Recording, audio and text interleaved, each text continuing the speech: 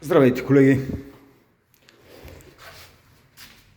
И друг път съм ви представил какво е това аристократичен апартамент. Стар имот, Ботевата градинка във Варна,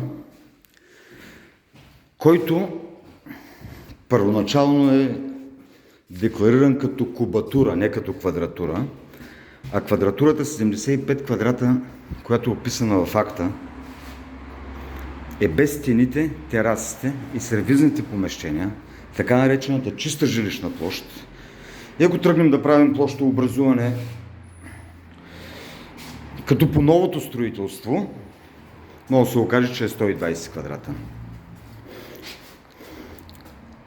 Към имота има голямо таванско помещение, пригодено за живеене,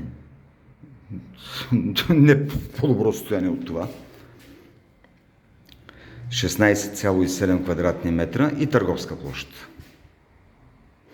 Търговската площ е била маза 22 квадрата, която се намира под нас и в момента е заложена къща. Контролиран достъп, добре поддържани общи части с сменена дограма, паркет и мозайки. Паркета не е тотал щета, поправиме, но всичко останало е тотал щета. Още веднъж казвам, страхотен имот в кошмарно състояние.